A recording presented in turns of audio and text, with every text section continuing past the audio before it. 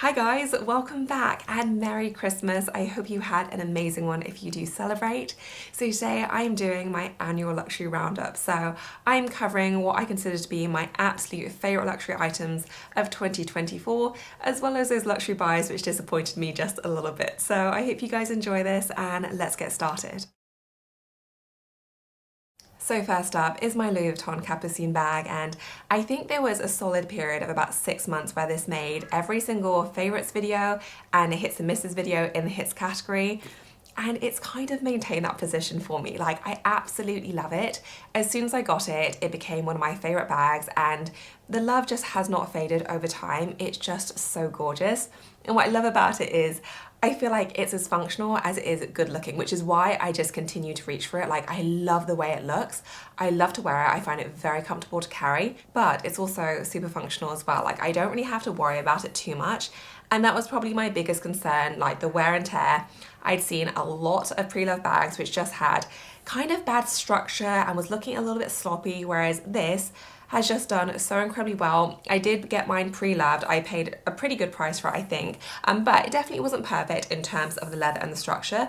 But despite me wearing it constantly, I don't feel like it's gone any worse. I think it's done really well. The leather actually seems to be very low maintenance to me. Like, whenever I get anything on it, I just wipe it clean. And I just think it is so lovely. I do often wear it with a top handle, but it does come with a strap, so you can wear it crossbody if you want to, over the shoulder. For me, it's probably most kind of on the shoulder or top handle. And then you do have that great little flap there, and it's actually very roomy because it's kind of accordion style, so it can expand. You can fit a ton of items in here, which is another reason why I reach for it so much. Like, it is so good. And for me, this has just been like a 10 out of 10 buy. I'm still happy that I didn't pay full price, just because I think the retail price is around about £5,000. I paid, I think, about £1,800 for mine, which, you know, I thought was an absolute bargain, and considering how much I've used and loved it, I think is even more of a bargain now. But I would definitely say get one pre-loved if you are looking at one of these, because that's fully possible to do. And yeah, it has just been a complete favourite for me. I do not tire of it at all, and I just think it is the most wonderful bag. I have been so thrilled with it. Next up, I have a few fine jewellery pieces, and first up I have this gorgeous necklace, which I think since getting it has been the only fine jewellery necklace that I've actually worn, just because of how in love with it I've been. Like, it is so stunning. So it's from Idyl, who are nice enough to partner with me on this video. Their pieces are some of my absolute favourites. Like, they are kind of serious luxury fine jewellery, but the quality is extraordinary and their pieces are just so beautifully designed. If you're not familiar with Idyl, then they specialise in modular jewellery. So you can really mix and match their pieces to create the look that you want. So for example, their earrings, which I'm wearing here, you can just purchase the base pair of studs, and then you can buy different additions to really mix and match your look. So even though they are fine jewellery pieces, you don't have to keep repurchasing that base pair. So they do actually work out to be quite cost effective, even though it is full on, you know, luxurious fine jewellery. And I just absolutely love them. They are a big celebrity favourite, so everyone from Eva Longoria to Mila Kunis wears their pieces, and they are just so stunning.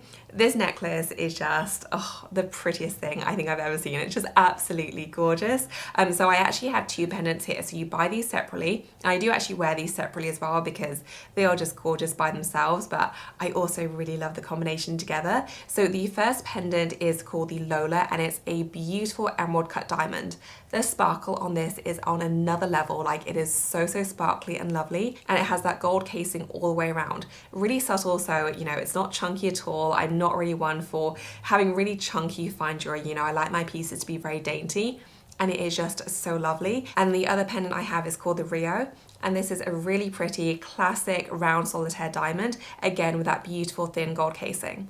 The sparkle is so pretty, and again, I do wear these separately, but combined I just think the look is so unique, and I just love it. And I love the fact that it also moves as well, so it doesn't get caught around your neck, has really pretty movement, and yeah, it's just the prettiest necklace. I absolutely treasure this. I really do love it, and it's been such a firm favourite for me this year. I think it is just gorgeous. And then my other fine jewellery favourite are these bracelets. Again, these are the modular ones, so you can wear them separately, but you can also wear them together as well. And I'm a really bad jewellery layerer. Like, I love the look of layered jewellery, but I'm always just a little bit too lazy to do it. I don't like things kind of moving up and down my arms too much, whereas the fact that you actually fasten these together so it limits the movement, I just love. Like, they always stay looking completely perfect, completely layered in exactly the right way, and it's just layering made easy. And these are just the most stunning bracelets. So the top one is kind of a version of the Lena necklace, which I also own and love. This is the one that Mila Kunis has. And it's just the prettiest thing. It's basically a row of diamonds. And the other one is kind of like a clove-like design. I do have one other bracelet, but this is probably my favorite combination at the moment. But I do like to mix and match. Like, I think they are just so stunning, all the different ways. And just fastening them together, it just makes layering up a complete breeze. And it is the most clever system. So I'm just a huge fan of these. The sparkle on them is on another level. I love the gold as well. It's not too yellow. It just looks like really elegant jewelry. And I just think they are so stunning. They were also nice enough to give me a discount code as well, so you can take 10% off your entire purchase, and this works off literally everything on the entire site, so it is completely site-wide. I will link up the favourite items that I own and love in the description section if you did want to check any of those out. They have just also launched their loyalty program as well, where you can earn points which basically convert to cash off your next order. So a little hack, because it does work with discount codes as well, you can use my code to get 10% off your order. Make sure you create an account to store your points, and then accumulate points to take money off your next order, and they're really substantial, so you can get up to 20% off. It really does amount to quite a lot. It is totally free to join as well, and you also get first access to new launches as well as promo offers as well, so it is really great. I will leave all the details of that down below if you did want to check it out.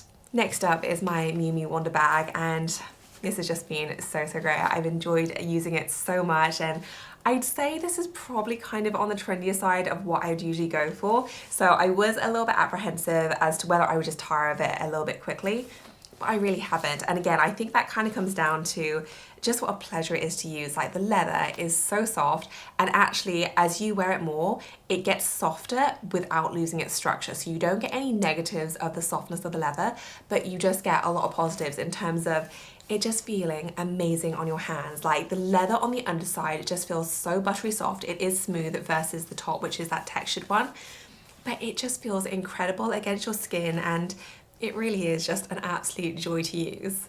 I'd also say I did take this on holiday with me, so we did a big 3-week trip to Miami, Mexico, and LA.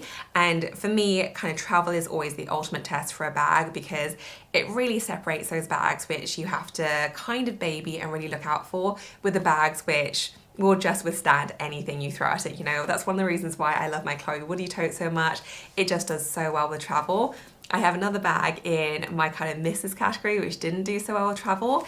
This I carried with me for 3 weeks, and literally it looks as good as new despite me using it pretty much every single day. Like, this, you know, whenever I go traveling, my bags, despite my best intentions, they do get a little bit beat up, you know, like they get thrown in larger tote bags and suitcases. Leo handles them. Everyone puts things into my bags as well. You know, I have Dan's things in here, Leo's things, even though it is quite tiny. Like, I put these bags through their paces when I travel, and like, it's just done it so unbelievably well. I also felt like it just looked so cute no matter where I went, with what outfit. I just absolutely loved it. I would say it's not the biggest bag, but fortunately this one does come in literally all the different sizes. So there are a gazillion sizes to choose from. I went for the small one, which isn't huge. Like, you definitely have to pare back your essentials, but I can definitely make it work. Like, it doesn't bother me, and I am happy with this size, so I'd probably go for it again. But yeah, me, I think it's gorgeous, super comfortable to wear. The leather is so plushy and luxurious feeling, and I just think it is absolutely adorable, and it's been a complete delight this year. And now for another firm handbag favorite, but the East West bag from Louis Vuitton is just a continued favorite for me. I absolutely love it, and I don't feel like I talk about this one as much as I should, but it's in constant rotation for me. And this is really my grab and go style when I don't know what else to pick. So if I'm going somewhere a little bit more casual, or I'm running, you know, maybe I'm going to see a movie with Dan and I don't know what bag to pick, this is almost always what I go for, because I find it to be very functional, it's very comfortable to wear, and I feel like it does elevate outfits, but not in a way that makes them look too formal. I just feel like it kind of hits that right spot.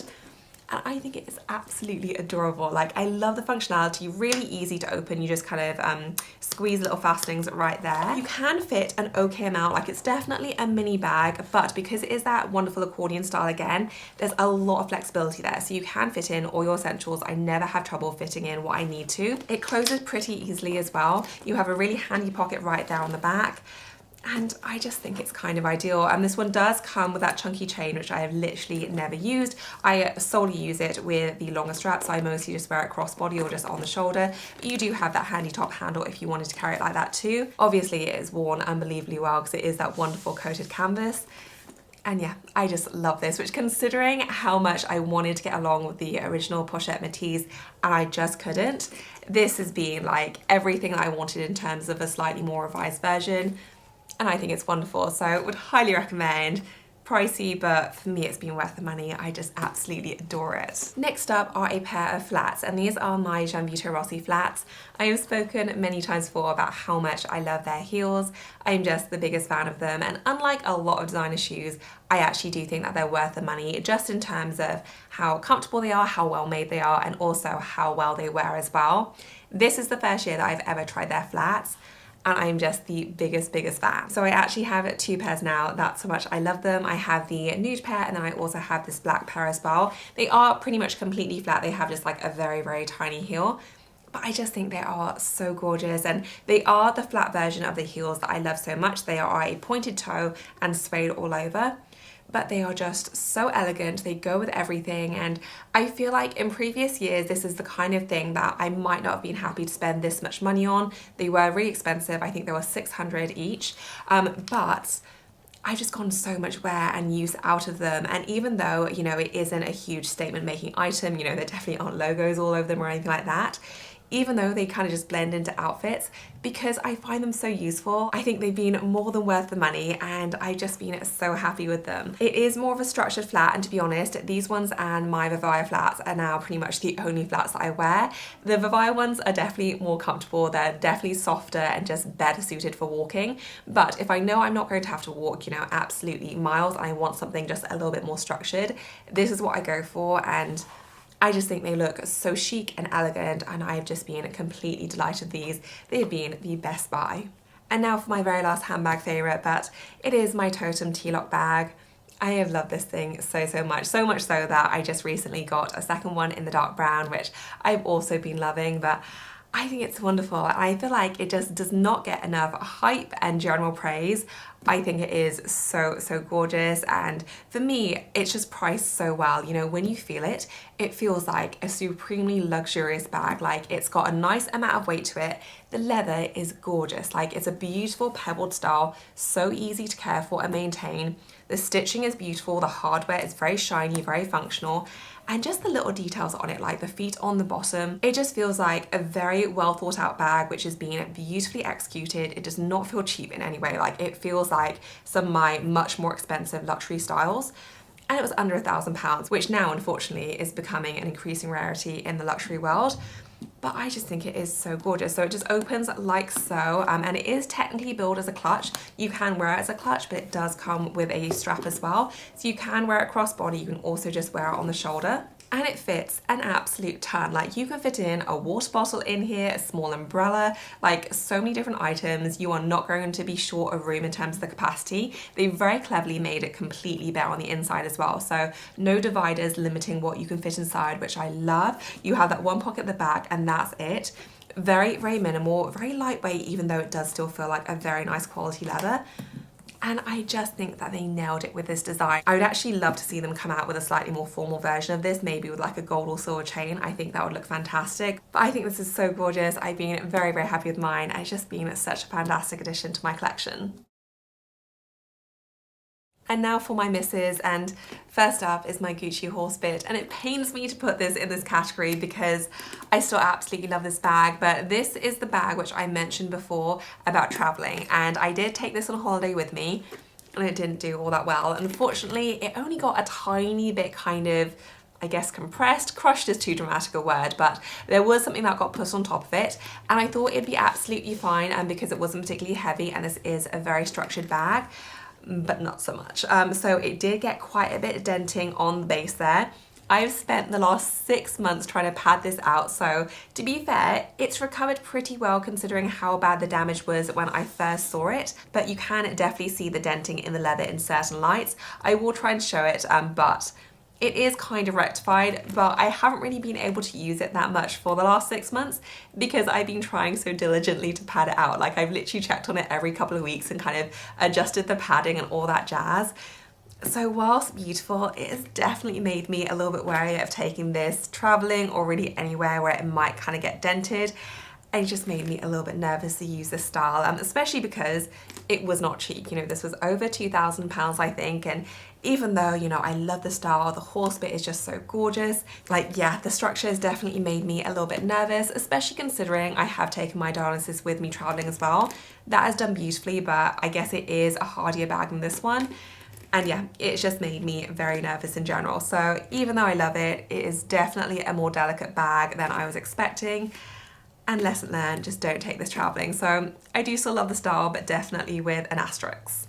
Next up is another kind of miss, but to be honest, maybe I should have had a maybes category in this video because I still actually do quite like the style, and there's nothing wrong with the bag at all. I actually think it's kind of wonderful, but having the largest Saint Laurent sans corset bag, which is what this is, or supple bag, it has made me realize I just don't like my tote bags in a format which is taller than it is wider, and I've always had kind of wide tote bags, so like the Neverfull shape, always gone along really well with it.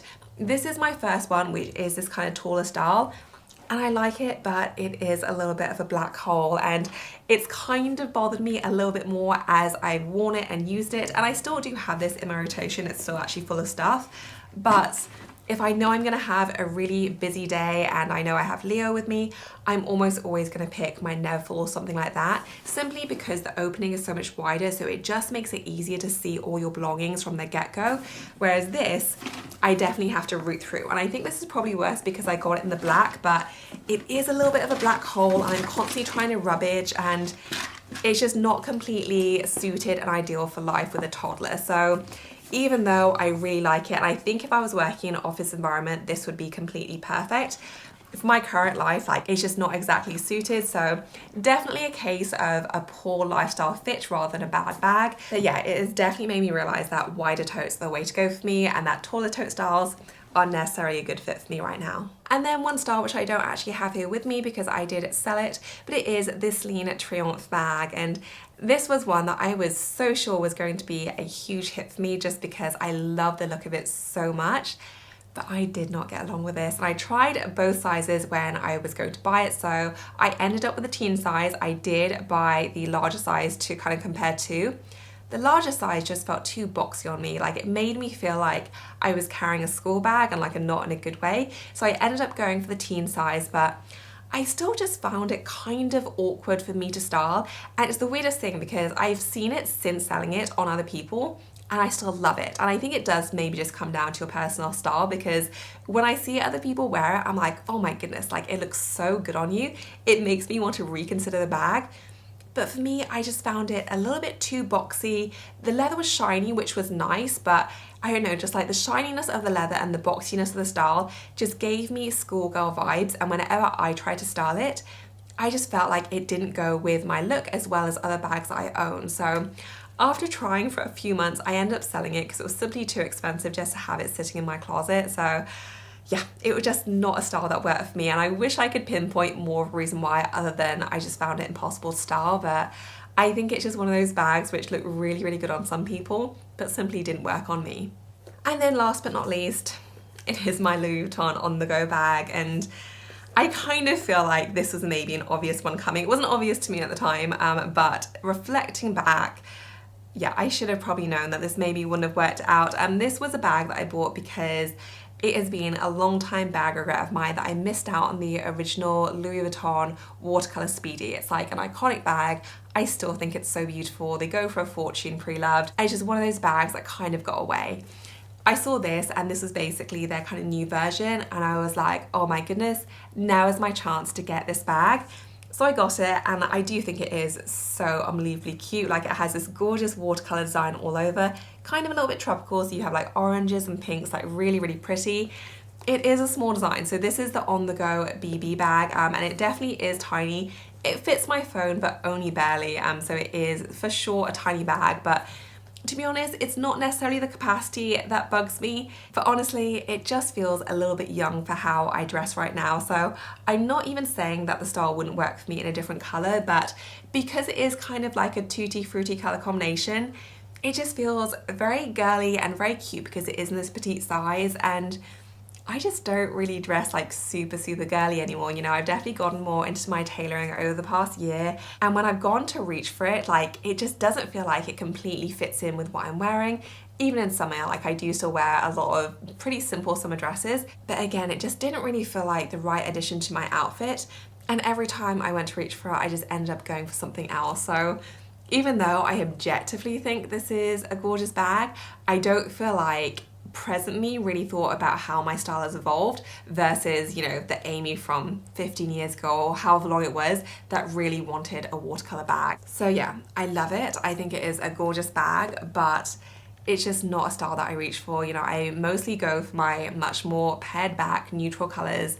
I go for my nudes and tans and blacks and that sort of thing, and a white bag with a pink and orange ombre mix just isn't something that I really gravitate towards. So an expensive lesson. Definitely need to update my own internal views of what I wear, I think. But yeah, cute, but not necessarily suited to my style anymore. So that wraps up this video, guys. I hope you enjoyed it. Let me know in the comment section what your biggest hits and misses of the year were. I would love to hear about it. I'm sure other people would as well. If you enjoyed the video, please give us a thumbs up. And as always, thank you so much for watching. I will see you in my next one.